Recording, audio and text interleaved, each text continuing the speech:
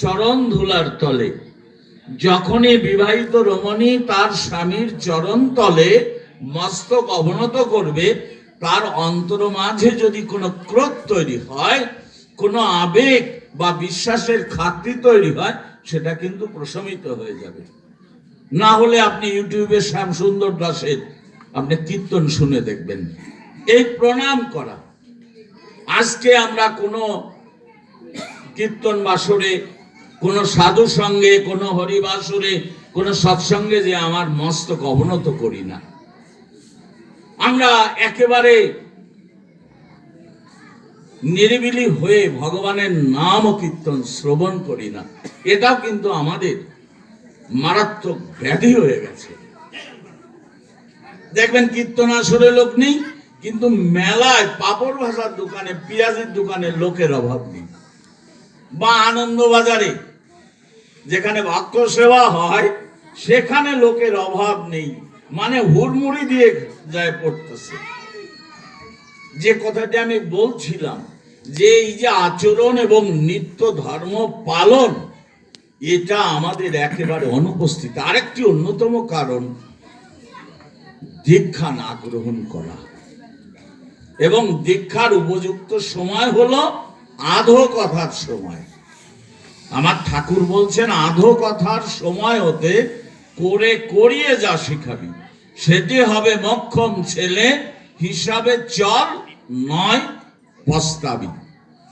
আর কাঁচায় না নোয়ালে বাস, পাকায় করে টাস টাস।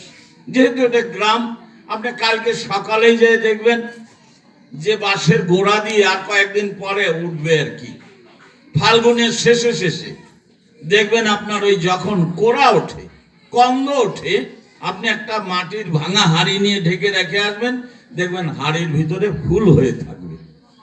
কিন্তু ওই বাঁশটি যখন স্টেপ বাই স্টেপ ম্যাচিউর হবে, অর্থাৎ পেকে যাবে বা পাকিয়ে যাবে, তখন আপনি ওই বাঁশ দিয়ে যদি কোনো দ্রব্য তৈরি করতে যান, তাহলে কিন্তু ওটা জলে ভিজাতে হবে কিংবা আগুনে দিয়ে বাক নেওয়াতে হবে।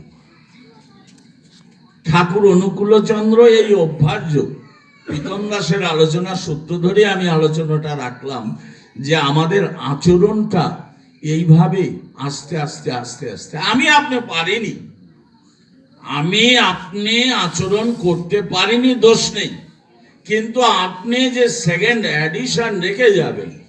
এই যে এই বাড়িতে আমার নিবাসদার 4টি ছেলে, একজন কিন্তু আজকে সে যখন দাঁড়িয়ে লেকচার দেয় এই আচরণের উপরে, বা যে কোনো থিসিসের উপরে, গীতার উপরে, ভাগবতের উপরে, দেখবেন মানুষ মন্ত্রমুগ্ধের মতো শোনে। এর অন্যতম কারণ, সে কিন্তু ব্যাখ্যা করলো 12টি বছর সে এর উপরে অভ্যাস করেছে। এই যে মডেল, এই যে আজকে মডেল, ওই নিবাসদার পিতৃত্বের সার্থকতায় প্রীতমের ভেতর দিয়ে আজকে সে সুদূর ক্যালিফোর্নিয়ায়, সুদূর সিডনিতে, ওই সুদূর টরেন্টোতে সে ইংলিশে লেকচার দিচ্ছে।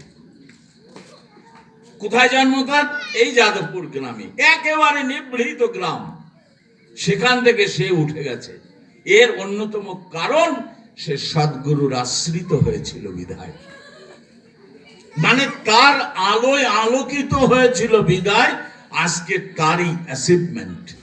যে কথাটি সেখানে দাঁড়িয়ে বলল, যে আমাদের যোগ, আমাদের মেডিটেশন মাস্ট। আজকে আপনার দেখবেন পাড়ায় পাড়ায়, মহল্লায় মহল্লায় গীতা স্কুল হয়েছে।